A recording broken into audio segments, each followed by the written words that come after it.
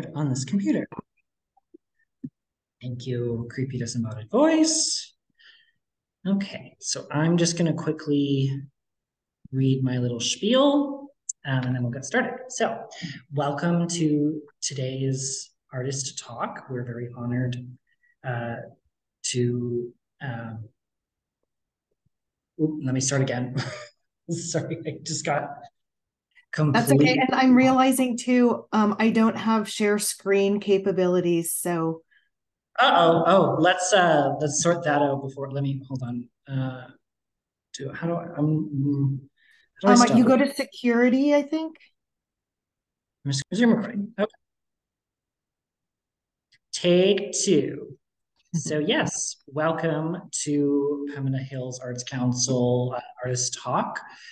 We are very honored today to have Jenny Sampson here with us to share some insight on her work with us this evening. Before we begin, I would just like to make some land acknowledgements.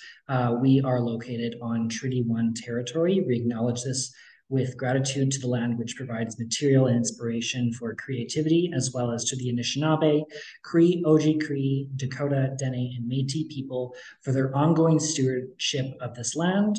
We also acknowledge our responsibility to treat both the land and the diverse community of people who live here with care and respect. So, as I said, we have Jenny Sampson here to talk about her work, and I won't waste any time getting to the good stuff. So here we go. Jenny Sampson, pleased to meet you. How are you doing tonight? Hello. Hi. Thank you for having me. And let's see, I'm going to share my screen. Can you see that? I can. Great. So thank you, Ty, and the Pembina Hills Arts Council for inviting me to show my work in your space. This has been a long time coming. And just a little background, my Skater Girls book was published in October of 2020. A couple months before that, there had been an article written about the upcoming book and the work. And from that article, the previous director at Pembina contacted me for a show for 2023. So alas, here we are. And I would like to also acknowledge that I live in the city of Berkeley, California, in the United States, which is the original homeland of the Ohlone people. So that's my land acknowledgement. And today I'm going to be presenting and talking with you about a body of work that I unofficially began in 2010 and then more formally in 2017, which is my Skater Girls. But first, what I will do, there we go, is just kind of give you a little background. All the photographic work that I'm going to be showing you are tintypes, and what's on the walls at the gallery are pigment prints of the tintypes. So tintypes come from a photographic process called wet plate collodion. It was invented in 1851, credited to Frederick Scott Archer. This is a photograph of him.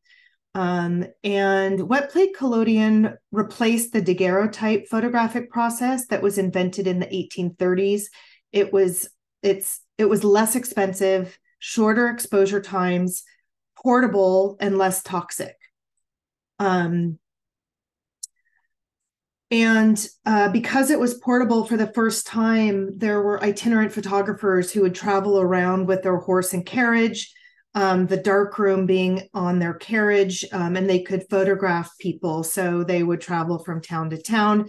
And often, at that time, people only had, if they were lucky, one photograph made of them in their entire lives. So it was really kind of a big deal. I work with tintypes. There's also ambrotypes. You might hear that word floating around here or there, or see them in museums. They're the same thing. It's just that a tintype is made on a piece of metal and an ambrotype is made on a piece of glass. And that glass can either be colored like black or reddish or bluish or amber, or it could be on a piece of clear glass, in which case you would have a glass negative. And those glass negatives made photographs reproducible for the very first time. Otherwise, tintypes and ambrotypes on colored glass are unique. They're one of a kind. There's only one. And right here are examples of tintypes made of Abraham Lincoln. He was actually the most photographed American president, especially at that time. And I'll be explaining more about the process during this talk, but what's so cool about any tintype that you see is that the person whose portrait you're looking at very likely saw that exact tintype and maybe even held it. So when you see a tintype of Abraham Lincoln or whoever in a museum, you can probably be, it's pretty much guaranteed that he's actually seen that exact one too. So like one of the very cool things about tintypes that I love is that there was this very, there's this special connection to the actual object and to history. So some technical stuff. Wet plate collodion is the photographic process. Tintypes and ambrotypes are the finished image. So it's not actually a photograph, it's actually a tintype. They're unique, one of a kind, which I kind of talked about a little bit just before. The metal plate, the tintype metal plate is actually like the film substrate. So when I make a tintype, I'm actually making my own film. And the process called wet plate collodion means that the plate actually has to be wet with the silver nitrate, with the chemistry, in order for it to be sensitive to light. So I have to prepare a plate immediately before exposing the plate and develop it immediately afterwards. The exposures are very, very long. If for any of you who are photographers and you're familiar with ASA or ISO of film speed, wet plate collodion is essentially an ASA of 1, so very long exposures. Fun fact, they were never made from tin. Tin was just a cheap metal, so tintypes were considered cheap as compared to daguerreotypes, so they were called tintypes. And they were in fact made on iron plates that had asphaltium cooked onto them, which is the black surface. So I began making tintype portraits of skaters in 2010. I had this seed planted in my head from the early mid 90s. I had been riding my bike to work, and this was in Seattle in 1994. And I saw all these skaters at a skate park, and the kind of photography that I did at that time was very much based on gesture and posture. I didn't like people posing for me. I just like to kind of be invisible and photograph people. And so I would ride by this skate park and I thought, oh, that would be a really cool place to photograph because nobody would pay attention to me. During the 90s, skaters had a real bad, the stereotype was just very negative. And it was kind of a scary environment, but also like, I just figured it would be perfect because they would ignore me. But I was too shy. I didn't have the courage to kind of go up to this group of people who I didn't know and photograph them. But I just kind of tucked that idea away in my head and kind of unconsciously started making more an effort to talk to people who I photographed. And I didn't really know why at the time. It's really become like something that you look back on and think, okay, that's why I was doing that, because I needed to photograph skaters. But in any event, I learned how to make tintypes in 2008. And I quickly thereafter built a dark room because I realized I needed to be able to travel around and make tintypes.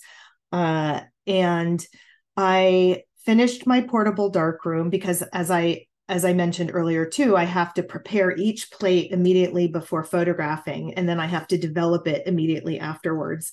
So I built this portable darkroom. I hauled my view camera and my new darkroom to a skate park that I had just discovered by my house in Berkeley, California, which is just across the bay from San Francisco. And I was able to kind of distract myself from the insecurity of talking with strangers by the process and having to set up the camera and set up my chemistry. And these are 3 tintype portraits that I made that day at the skate park. And I immediately knew that I was kind of onto something because, well, I don't know. It just blew me away. Not only was I overcoming my fear of talking to strangers, but these portraits were just amazing. They really kind of showed me like the human side of people, even theoretically, like a scary group of people. And I quickly learned that skaters were not a scary group of people. So I just started traveling around and going to different skate parks and photographing skaters. And I continued for many years just going to random skate parks and setting up my dark room. And I never really saw that many women or girls skateboarding. And when I did, I was just super stoked. I had this kind of sense of camaraderie with them. I have no idea if they did with me. But I thought, I am a girl. I've got all this photography stuff. They're a girl, and maybe we would kind of catch eyes, and there would be some kind of communal thing. But it just, it didn't really happen, and which was okay. I mean, I just kind of over time needed to garner the courage to kind of walk up to people and ask them if I could photograph them. And I would set up my equipment, and often that would help because people would notice my equipment, and sometimes they would ask me what I was doing, and then that would kind of open up the whole conversation. But making the first move to photograph these folks was always and still can sometimes be one of the most challenging factors in making this work. It did become easier over time, and I think I probably have overcome that hurdle almost completely, but there's always a moment where I just feel a little insecure. But one day in January of 2017, 7 years after making my very first skater tintype, I came upon this group of girl skaters at the Emeryville Skate Park, which is in a town near to where I live. And it just so happened that this particular day was just like a really, really tough day for me. I couldn't get anyone's attention, and I was getting really, really nervous and just feeling super dejected, and was about to just pack up all my equipment and go home, even though I had been there for a couple hours. But I had this moment with myself, and I just kind of berated myself silently and made myself just like march over to this group of women. But I had to walk across the whole skate park and go to the bowl where they were hanging out. And I introduced myself and asked if I could make their portraits, and they said yes. And so they followed me back to my place, and we spent the next couple hours together. And these are 3 portraits from that day. I'm realizing that they're looking a little fuzzy on the slideshow, but they're actually quite crisp. So anyway, during that time, they told me about an organization called Skate Like a Girl that was having some event in Santa Rosa, which is just north of San Francisco. And I remember thinking in that moment, there's an organization that's focusing only on girl skaters. Like, where are the girl skaters? Like, I had been looking for them, but I wasn't seeing them. But this day was like a turning point for me for a couple reasons. One is that I really kind of demolished this extraordinary feeling of unassertiveness and dejection that I had felt that day, because, once I broke through that, it felt so good. And the second thing is I became extraordinarily motivated to focus my energies on only the girl skaters that were out there. And this very day, I was actually finishing photographing for my first book, my skater book, which is on all skaters, not just guy skaters. But I knew that once the deadline for that book was done and that book was published, I was really only going to focus on girl skaters. So I'm going to take a little detour now and just tell you a little bit about making a tintype and the use of camera, focusing, and the exposure times. So I actually do have a demo on YouTube that Ty, I can share it with you.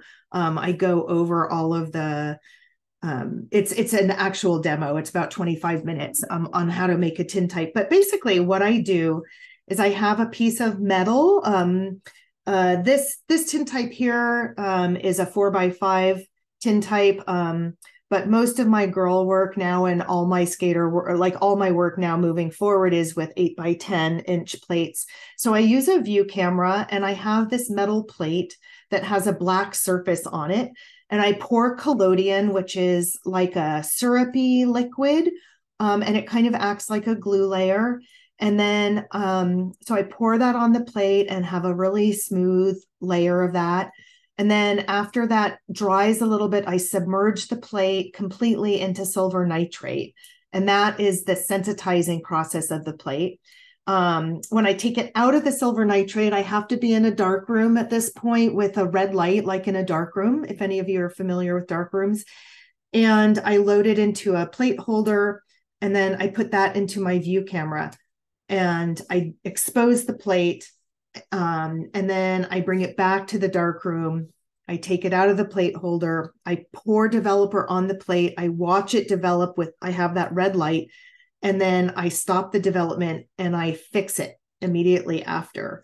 And so while the plate is being sitting in the silver nitrate, being sensitized, I go out of my darkroom and I work with my subject. And I prep, I set up the shot. So I set up the view camera. I get the framing and the focus down, and I talk with whoever it is I'm photographing, make sure we're all kind of on the same page. And then, I load the plate. I come back out from the darkroom and we make the shot. This particular image is actually kind of, I can't believe I got it, because this is Bridget. She had a yoga booth at a skateboarding event in Southern California. And I don't know if any of you out there do yoga, but I guess this is the tree pose. So she's holding tree pose while also balancing her skateboard on her head. This is like a 6-second exposure. So although there is a little bit of blur, it's like pretty miraculous how still she's standing for such a long exposure. And yeah, it just, I can't believe that I got it. So the other great thing about this with the skaters and with anyone who I photograph is after I develop the plate, I fix the plate, and whoever I photographed gets to watch their portrait develop or fix in the fix. And if you do watch my demo, you can see what I mean by the fixing process. So anyway, back to my story. I ended up going to the event that those girls had told me about, that Skate Like a Girl was putting on, and this was in 2017. I set up my equipment as usual. I introduced myself and told them what I was there for. And I just kind of hung out there, and I introduced myself and like paid the fee for the event. And they were just so excited that I was there, and they had never met me. And I told them what I was doing, and they were just super stoked that I was there because, um, unbeknownst by me at that time, that was the first Skate Like a Girl event in the Bay Area. And their main purpose is to provide a safe space for girls and anyone, honestly, to skate.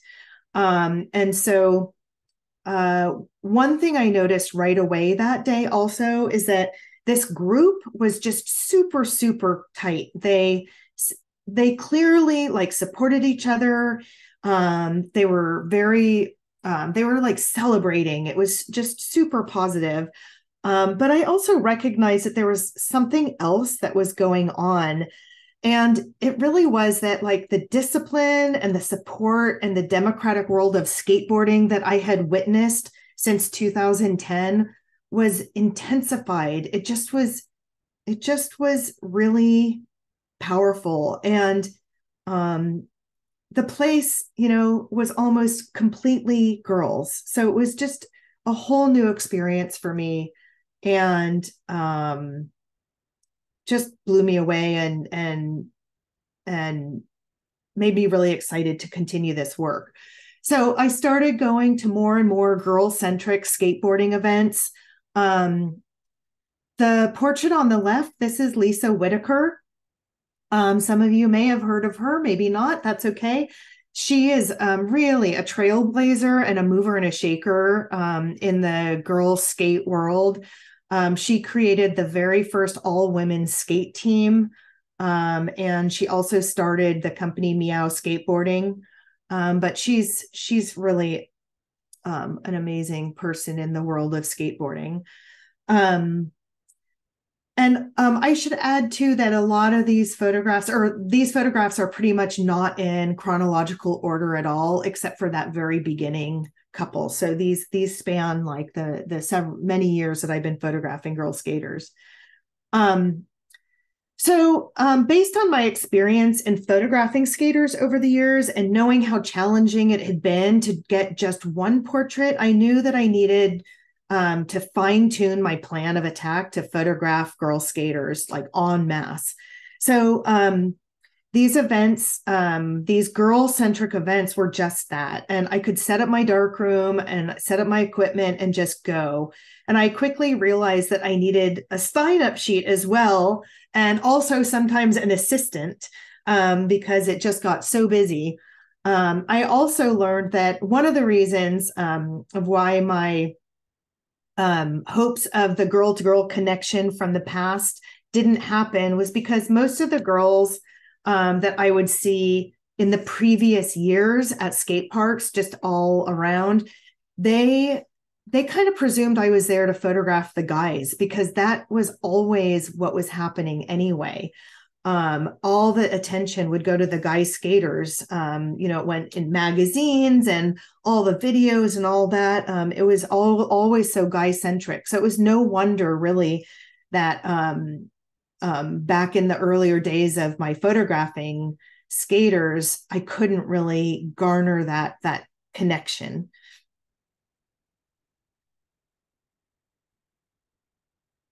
So before I went to that very first event, also girl event, I started digging even further into the internet world so I could become familiarized with some of the girl skaters out there, like the pros and stuff like that, because it really felt wrong to go to an event without knowing anything about who the event was for and who might be there. And I learned that there was this event, or that the event that I was at was for a video release of a skate movie called Quit Your Day Job, made by Monique O'Toole, who has been focusing on girl skaters for many, many years. And this was actually the first all-girls skateboarding film to be produced in a really, really long time. So I didn't understand, nor did I have the background to understand like how momentous this event was that I was at. I really thought I was kind of late to the game, but in fact, like things were really starting to pick up right around the time that I was starting to go to all of these girls' events.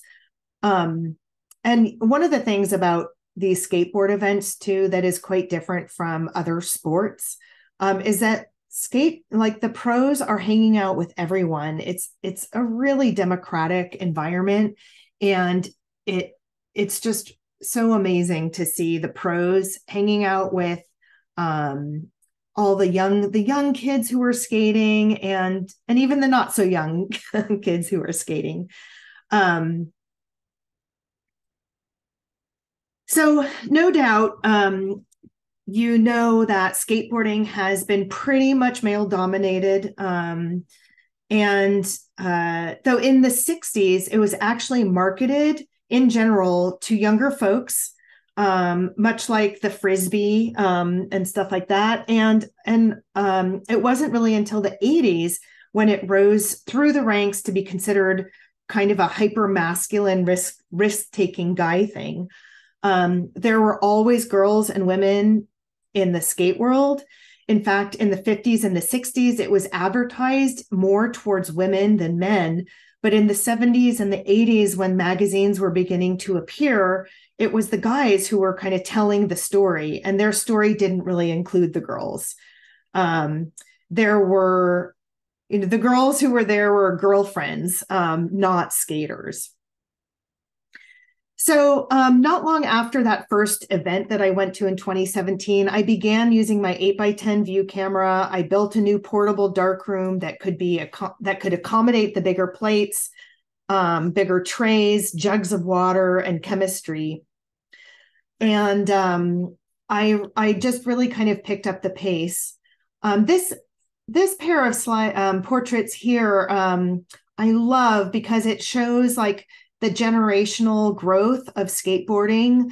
You've got a mom and her daughter and a father and his daughter, and they're all skating. And, the parents, like nowadays, skateboarding is almost like a third generation sport or activity or culture, whatever you want to call it.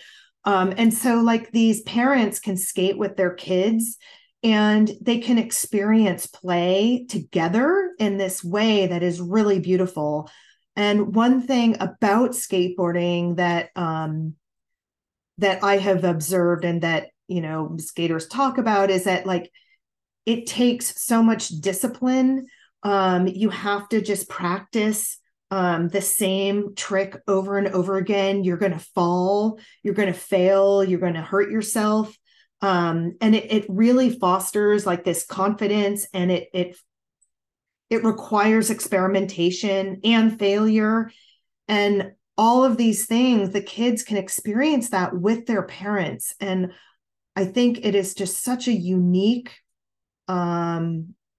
opportunity and thing for parents and kids to do. Like, how often do parents and kids fail and succeed together doing the same thing? It's so beautiful.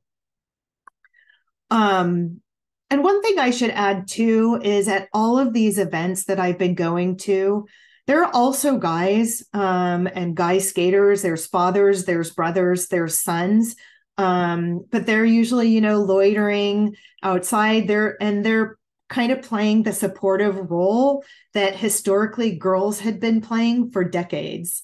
And they love it. Like they just get totally into it too. So like, boyfriends, brothers, fathers, mothers, daughters, sisters, like it's just this really beautiful, supportive community. I have this note here. What is cooler than a skater? A girl skater. This is Angela. She's just good. She's just doing her thing, looking so cool. This out is there looking at this thing. I don't know. Okay, and then there's one more thing to fill in here to get on it, and that's let's see. I'm hearing someone. Hello. We have some late joiners to the party. Oh, Um, wonderful. yes, That's Ron, great. I'll please keep. did. Work. Maybe I guess it says log in. So Okay. hope that works. We'll see. I don't see us on the Hey, screen. no, but I guess this is this white Can page you guys hear me? I can't see anything else happening here. Oh, Can you Yeah. hear us? Why don't you call the See. Geek Squad? Maybe Yeah. they could help us. What do you mean There's fixing this somebody stuff? there. Here, look at this. What's, Huh? what? Can What's you that hear us? say?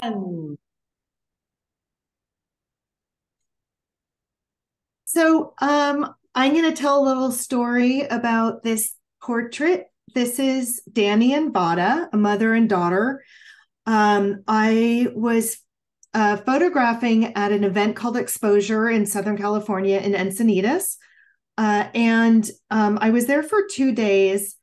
And after the night of the first day, Danny had called me on the phone asking if she could have her and her daughter photographed the next day. But that her daughter was 3 years old. And I typically don't photograph, at least for this project, anyone that young because they can't stay still. And it's just really tough. And I usually have limited time. But because she told me that her daughter was learning how to skate, I thought, you know what? If she can balance on a skateboard, it's very likely that she can actually stay still. So I told her, if her daughter could be still for 30 seconds, that would be okay. So the next day they show up and Danny told me that she had been using a stopwatch and making her daughter practice being still for 30 seconds. So I was super impressed with that. And I helped kind of pose them in this way. And I had her daughter sitting down and kind of leaning on her mother. And et voila, I got this portrait of the two of them. I couldn't believe it. If they look a little creepy to you, that is totally valid. They have blue eyes. And one detail I didn't talk about in the technical stuff about tintypes, which is that the color blue renders very light. It's as if you have a blue filter on your camera. And they both have blue eyes. And so they look very light. And that is why they kind of look like that. So anyway, that's just a little story about that one. And this is Hannah. I'm going to also translate a little bit about what's going on with this portrait, because most people might not know what the significance of it is. So this is Hannah. I saw her out of the corner of my eye at an event in Los Angeles. I was photographing someone else, but I saw her standing on her board just like this. And I kind of, in the back of my head, I was like, oh my God, I need to get a photograph of her standing on her board like that, because I really do like to photograph people in ways that they would naturally be posing themselves or not posing, just holding themselves. And so I always ask, like, it's very much a collaborative effort because the process takes so long, and I want to make sure they are comfortable so that they can be really still and also look like themselves. So you have to kind of be physically and emotionally comfortable.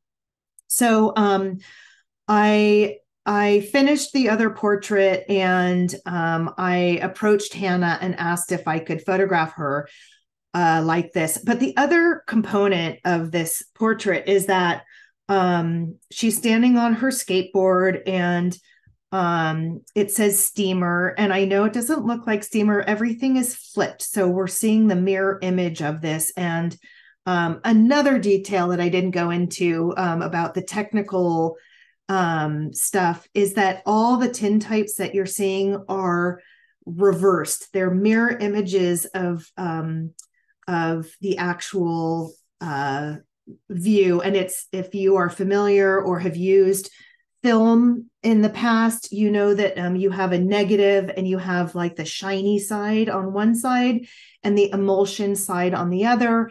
So basically, when you're looking at a tintype, you are looking at the emulsion side, which is a backwards image. So anyway, that's why it's backwards. And the name Steamer on the skateboard is made by a skateboard company and team called Baker. And they kind of honored Alyssa Steamer with a board. So her last name is on the board. At the time, she was the newest pro skater on the Baker team. And so that's why she got the board. And all of Baker's skateboards have people's names in these block letters. But Alyssa Steamer is also just a really, really important skateboarder in the world of skateboarding, especially for girl skaters, but also as skaters in general. She was just a really early pro skater, girl skater, let allowed on a skate team in the 90s when it was really only guys who were on those skate teams. So I'm a huge fan of Alyssa Steamer. Obviously, Hannah is too, because she's got the Steamer skateboard. And here's a picture of me actually with Alyssa Steamer on the right and Vanessa Torres on the left. Vanessa is also a legend skater. They're both legend skateboarders, really early girl skaters in the skateboarding scene.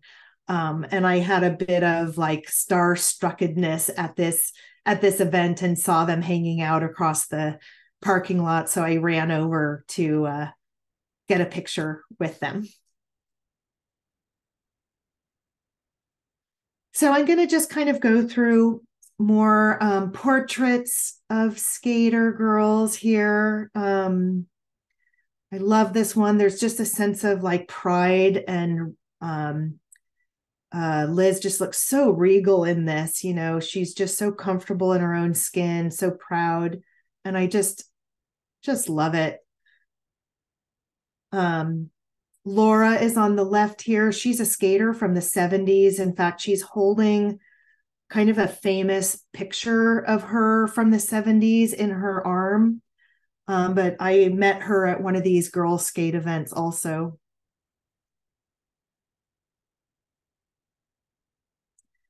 And these are all environmental portraits. And since skateboarders use skate parks, they are skating on the street.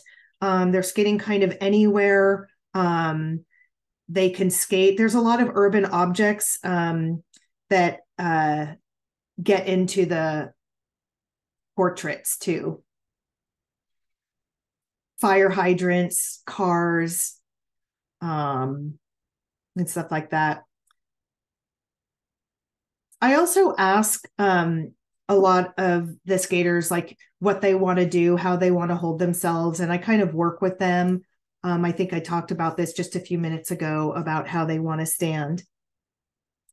So in terms of the environmental portrait stuff and the street aspect, the only thing I really want to keep out of my portraits are my dark room and my crap that I have, but anything else goes. So like there's a van in the background on the left, the portrait on the left.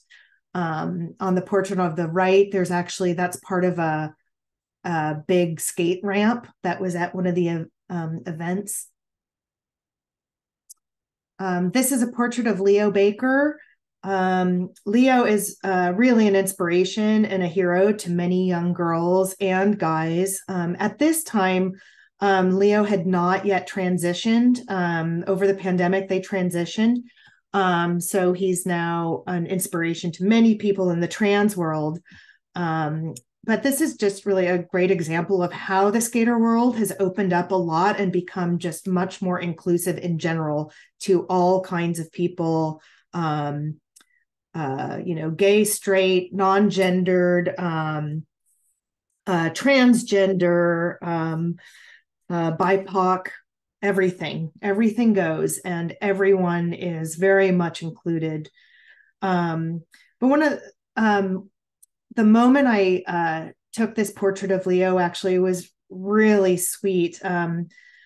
This was in Seattle at an event, and I was just about to photograph Leo, And we were kind of sweetly interrupted by these two young women who had given them a hand-decorated sweatshirt.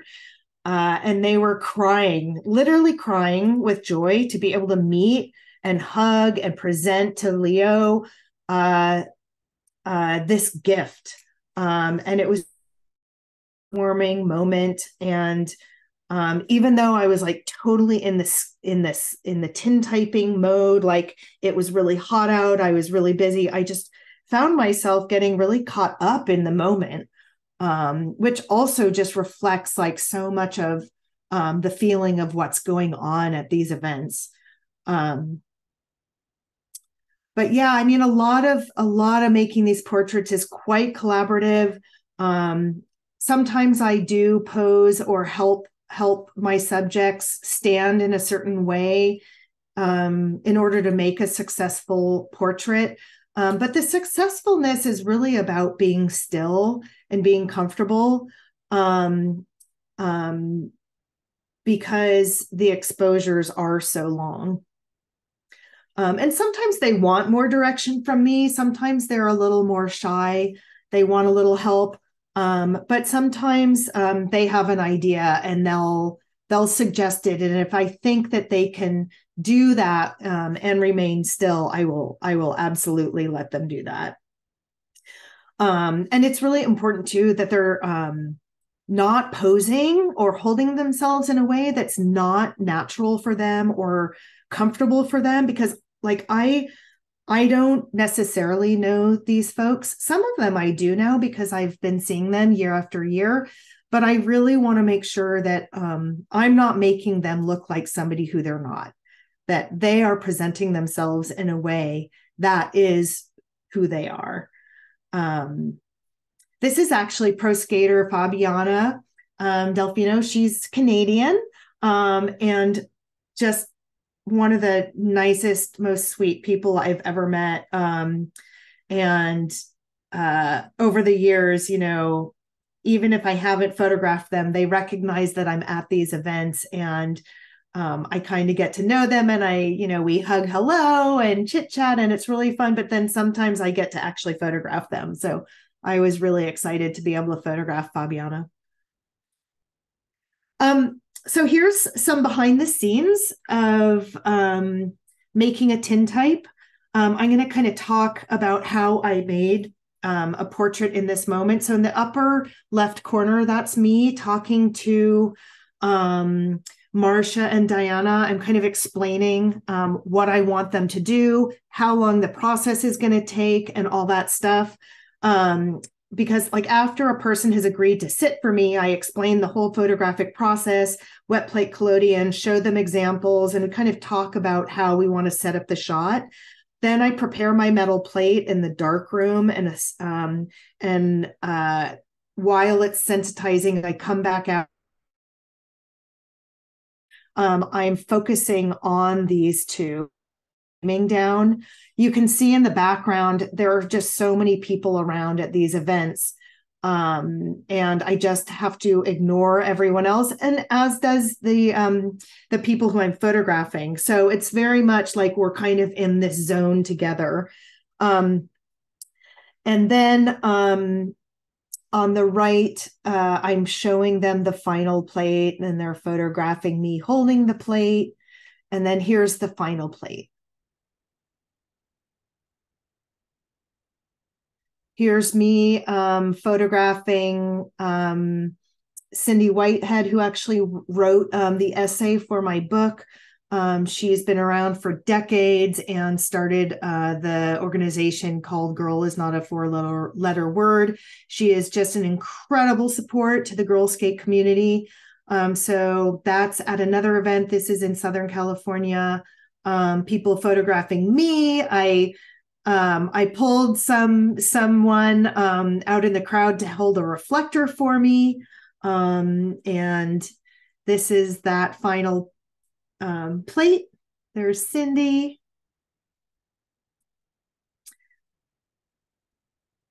Here's another. Here's a whole family I met at one of the events, 3 sisters and their mom. The mom used to drive the girls around to skate events and became envious of their skating, so started skating herself.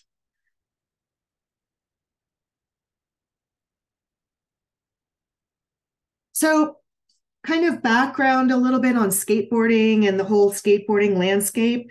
There were always girls in the skateboarding scene, but they didn't really have a voice and they were kind of marginalized. And to some extent, they still are, much like many of the marginalized people in all facets of our world. And the voice that they had been given was by the mainly white cisgendered men who were the kind of gatekeepers of the skateboarding culture. And so it was always weighted a little bit more towards sexualization rather than skill. And so this is one of the main impetuses for women to establish their own organizations and kind of tell their own stories and create their own safe spaces.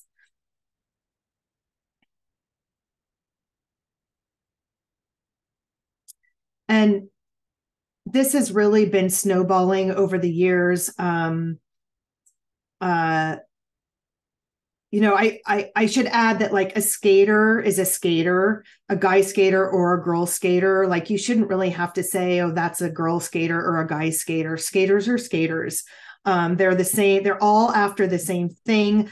Skateboarding can provide an outlet for a kid who may not fit in, or who isn't into team sports or uniforms or rules, or maybe they're just bored and not being challenged enough.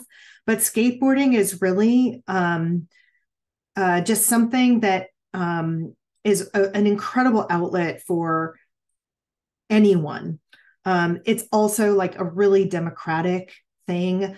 Anyone can do it as long as you have a board with 4 wheels and a sidewalk. You can do it to and from school. You can do it alone or with others. It's fun, it's challenging, it's thrilling. It encourages creativity. It encourages independence and friendship and courage, like all these positive things. And, nowadays, like a lot of city parks automatically include a skate park in their design. So it's really just becoming a more accepted place or thing. So on the heels of so many women paving the way for underrepresented people in the skate world, there are so many more organizations and groups that support non-traditional skaters, not only just for girls, but for the BIPOC community, LGBTQ plus, children en masse around the world from other countries that desperately need the support and the empowerment that skateboarding inherently brings. As you can probably tell, I'm just so pro skating. It was, thinking back on when I was starting this work and how intimidated I was, like, it's just amazing how far the world of skateboarding has come. There are a lot of some organizations I just want to list off. There's Fro Skate, Colonial Skate, Board to Tears, Skatistan, Skatism, Pave the Way, Breaking the Barrier, Unity, Pushing Borders. That's just a fraction. A lot of those are based in the United States, but some are in Europe and Europe. Sorry, I already said that. And, Australia and Canada, everywhere.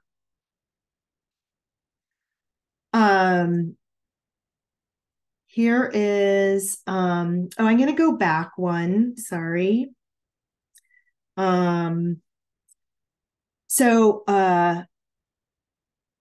Let's see. Sorry, I got a little lost in my notes.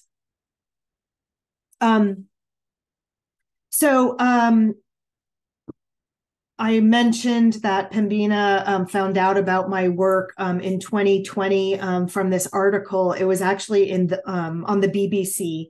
And I received messages and emails when that article came out. And there was one email that a mother wrote to me, and I just want to read it out loud because it just was the most beautiful email and just gave me goosebumps galore. And this is what it said. Hi, I just came about an article on you and your incredible photos of female skaters. My daughter has learning difficulties and finds making friends hard because most kids her age are interested in boys, makeup, going out. Marla is just interested in adventures, climbing high, sea swimming, and most importantly, skateboarding. Most kids don't get her at all. And so she lives life at school on the outside looking in, where it's safe, and her beautiful, oh my gosh, and her beautiful brain doesn't have to try desperately hard to keep up with what the other kids are saying.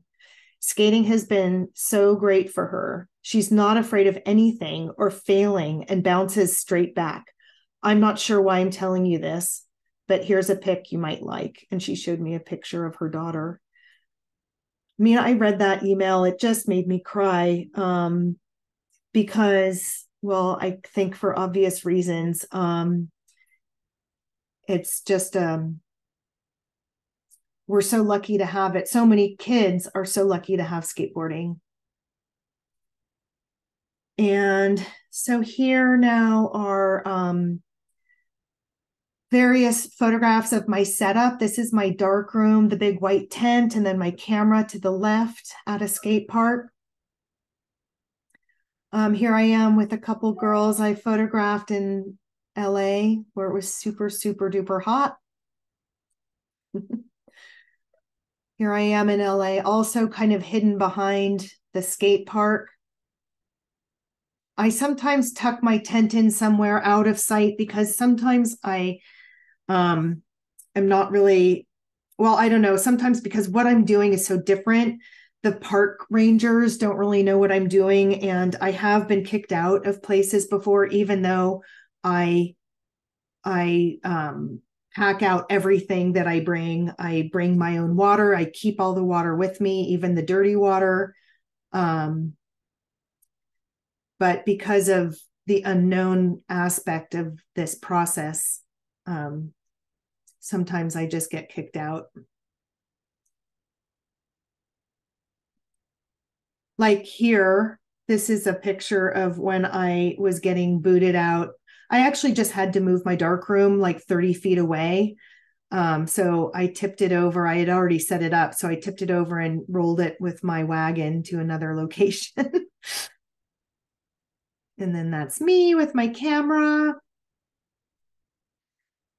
And this is Skater Girls and Skaters. I have 2 books out. There's my Instagrams if you're interested. Jenny Sampson Photography, Jenny Ruth 22, and Rolls and Tubes. My website, if you're interested in my Skater Girl book or Skater book, they're published by Daylight Books. You can get them at your local bookstores or elsewhere. I still have skater books available on my website if you are interested in that. And there's the covers of both the books. And I'm going to stop sharing. There we are. Well, thank you very much. That was, yeah, that was a lot. It was very comprehensive, and I really appreciate you sharing such in-depth details. I think that's really, it's inspiring, just like what, how involved you're getting with the community and kind of the relationship that you're establishing. Because clearly, just based on the stories that you're sharing, it's not only kind of just important to you, but it's also clearly very important to the community that you're representing.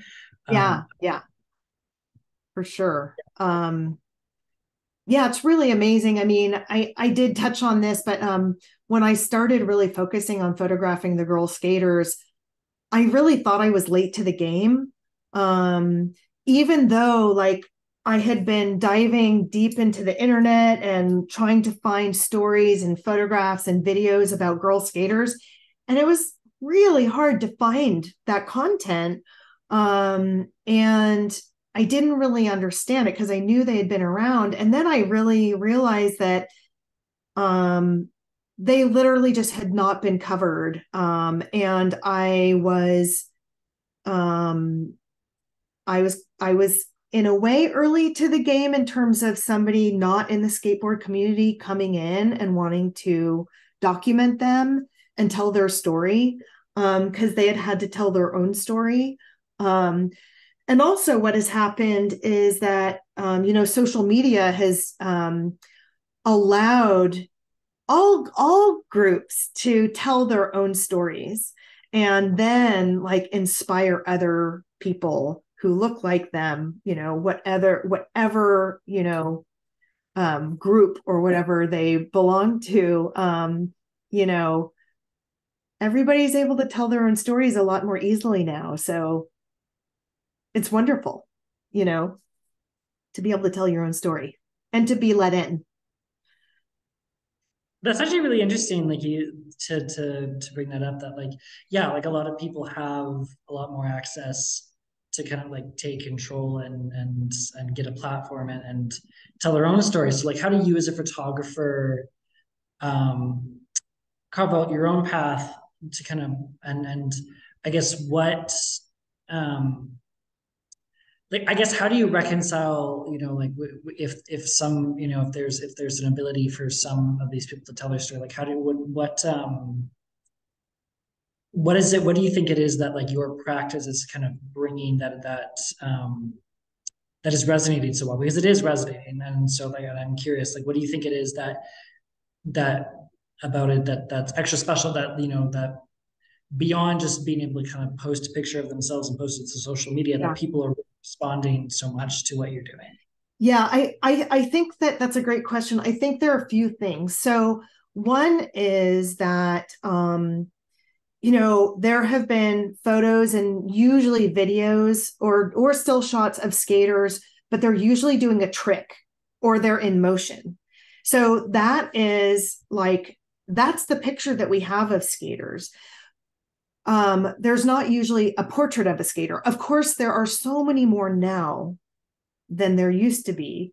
But when you have, so with my work in particular, it's a slow process. My subject has to be really still. They have to be comfortable.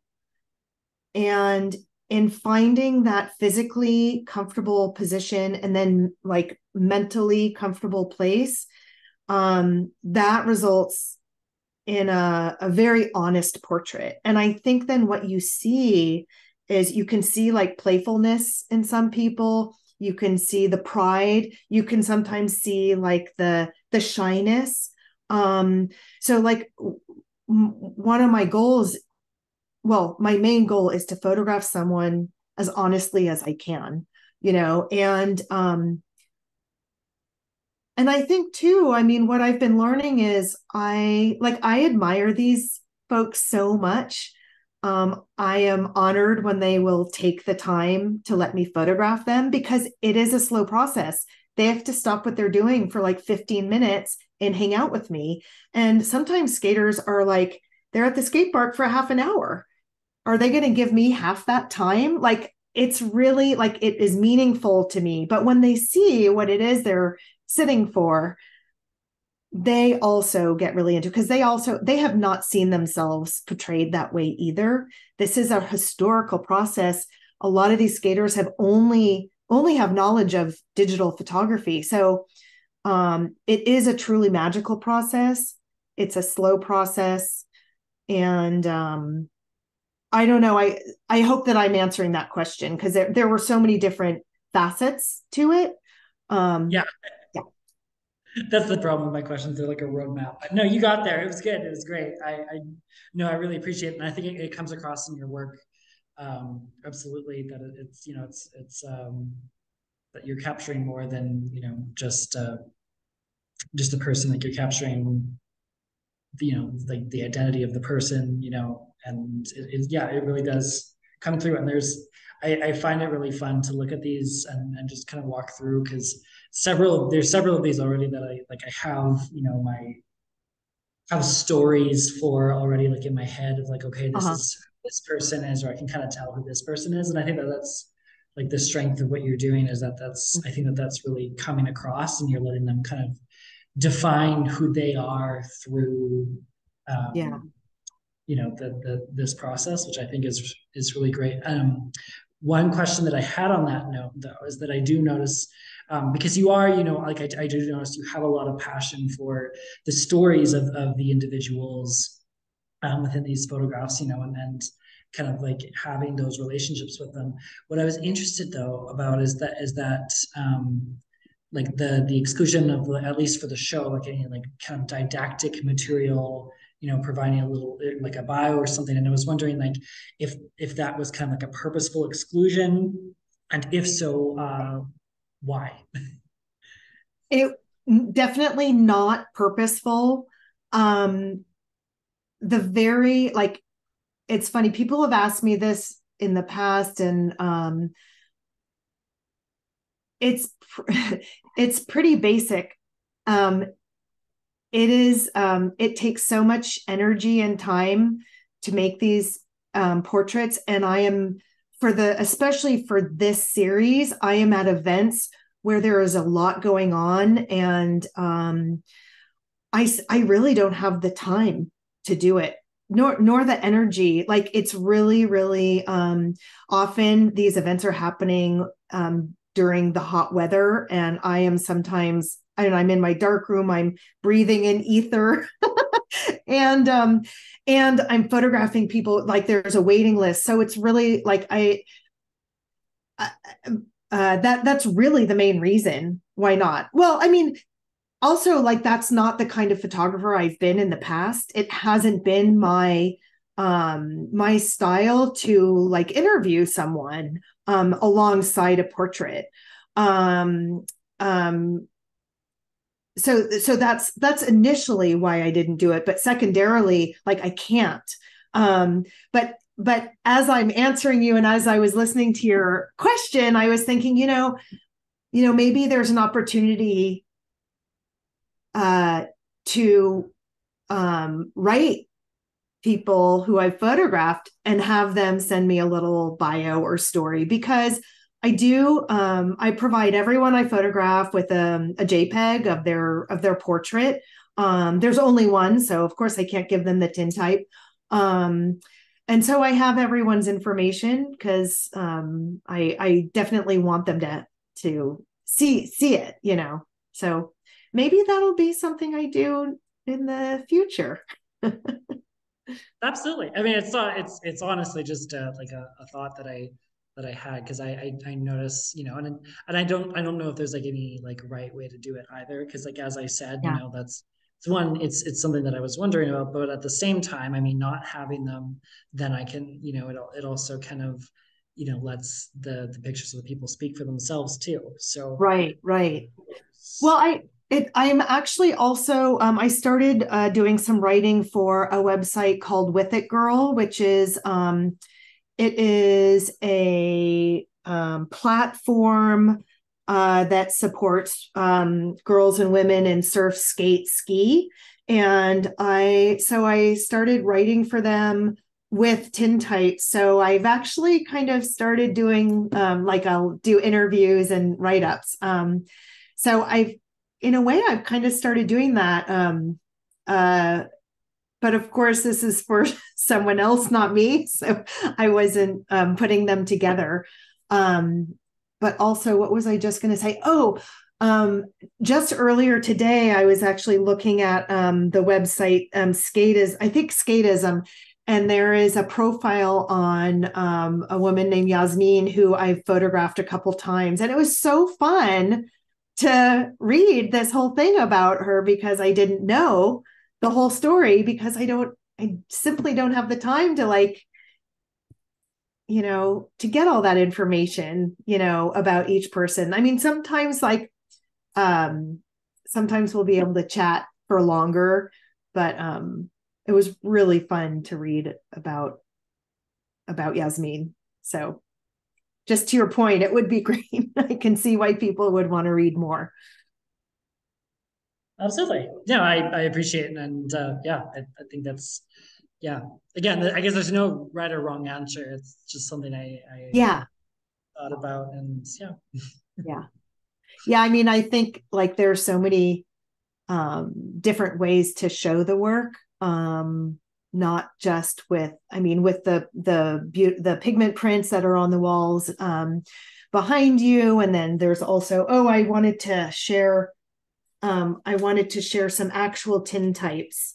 So this is the tin type, and it's 8 by 10 inches. It's kind of reflective here, but that is, I'm trying to make it so. Anyway, that's Marby. And then here's another one.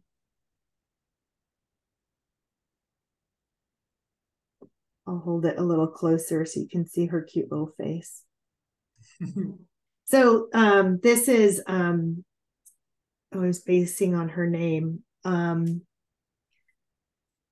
my gosh, I'm forgetting your name. Anyway, I usually know all their names.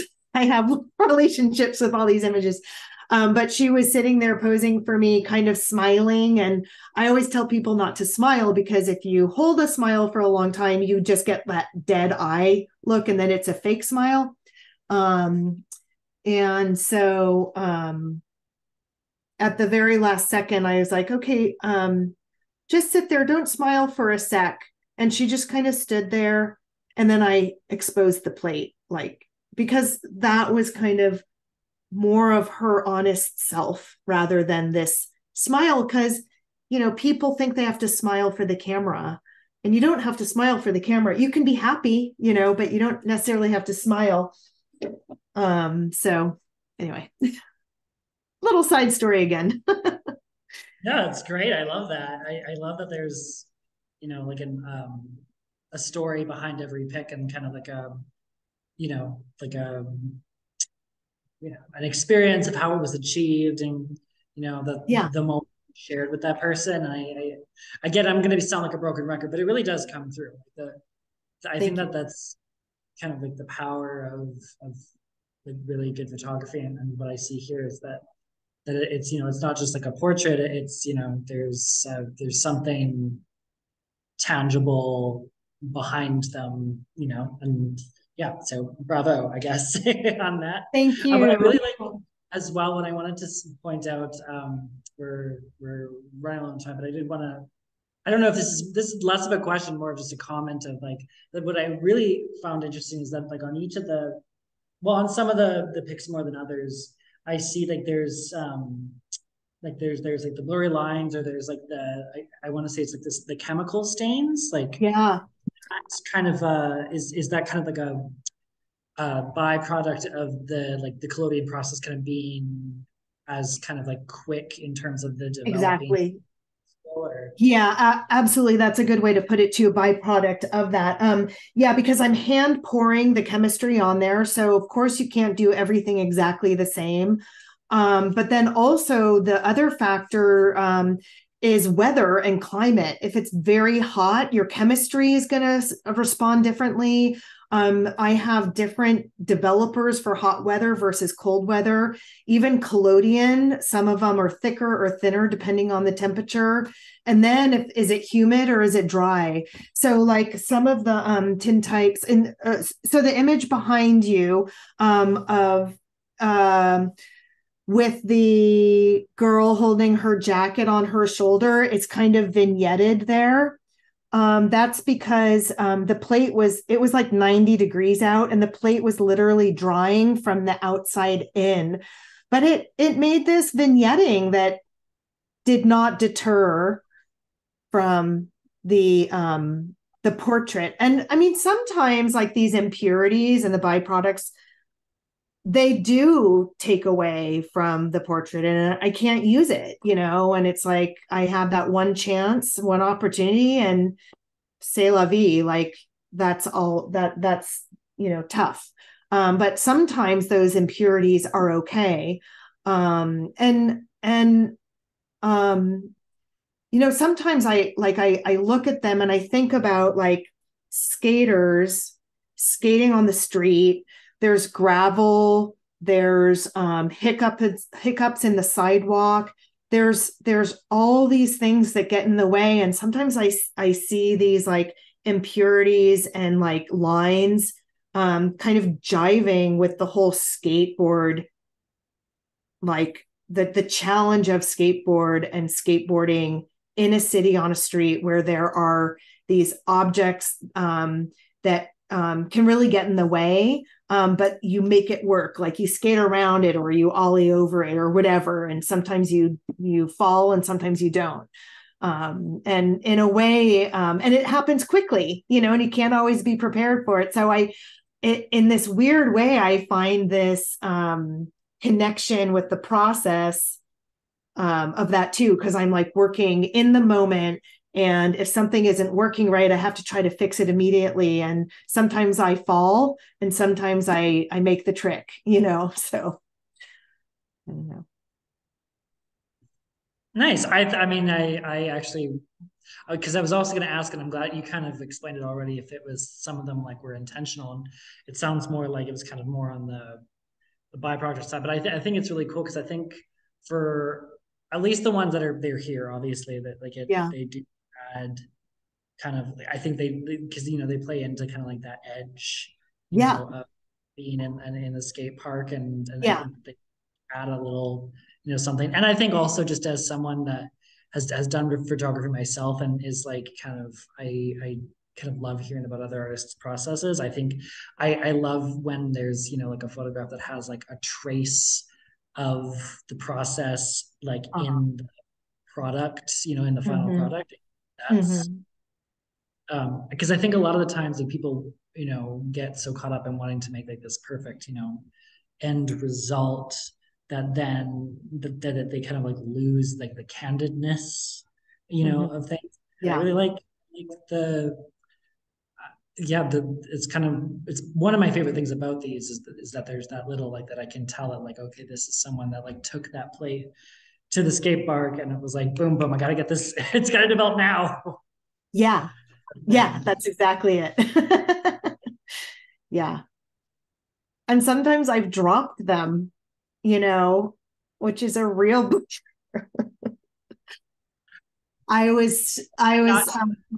yeah, that like there's one, it's like I love it so much and I don't know how, it was a miracle, but I was photographing in Southern California, and another reason why it's so hot is not necessarily because it's hot out, but I am working around concrete and it's hot and the sun is reflected up. So this one particular day, I think I actually got heat stroke, and I was cleaning everything up, and it took me it was like a half a mile to my car. And it's like 4 trips with my wagon. So my last trip to the car, I had plates that were in my drying rack and I'm carrying it. And one of them like falls out and like lands face down. And I was like, and it like bent a little on the corner, but it was otherwise okay. And I was like, oh my God, I can't believe that. And I could I could hardly walk straight because I really got overexposed to the sun and the heat. And I'm so glad I didn't ruin that tintype, but it was really scary. And it just like, there's always this constant reminder of like, move slowly, don't carry too much. Be careful. And also maybe take care of yourself too. Yes. Hello. Yes. Take care of myself more. Yeah. Yeah. It's amazing how that snuck up on me that one day. I guess that's the sign of an artist though, when you just get carried away like that. Yes, for sure. Yeah. Easy to do. Yeah. Well, yeah, this has been a really awesome conversation. It's been nice getting to meet you and hear about your work. And do you want to show your social media slide again, just for the? Oh yeah, that's a good idea. And I really have enjoyed the conversation as well. Thank you so much, Ty. I appreciate it. So here's the slide. Can you see it? I can see it. Yeah. Okay, good. So there's Skater Girls, Skaters. There's my Instagram, Jenny Sampson Photography. Jenny Ruth 22, which used to be Jenny Ruth 22 is kind of mostly like iPhone pictures, but I also put other stuff. And then rolls and tubes, that's a whole other conversation, but that's a collective I'm a part of. Mhm. And yeah, website.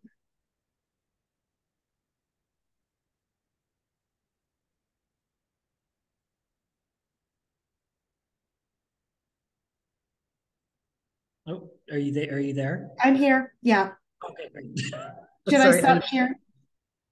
There we go. Great. Was that great? I wasn't sure how long I should leave it up. In post, I'll just make it stay there longer. So Awesome. Okay. That's great. Well, thanks again, Ty. This was lovely. Thanks for your beautiful hanging job of my work and your yeah, you guys, that's the first place these prints have hung. So I'm really thrilled and hope everybody enjoys them. Yes, that is true. Yes, I mean I've showed the tintypes. It was just a lot harder to ship lots of tintypes.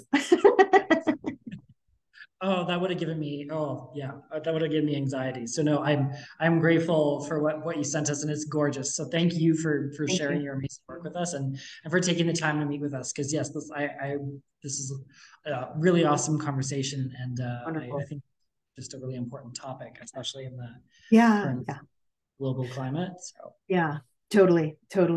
Well, thanks again. And if you have any questions, if anyone has questions, throughout the run of the show, you feel free to email me on whatever. Yeah. Awesome. So I'm gonna hit I'm gonna hit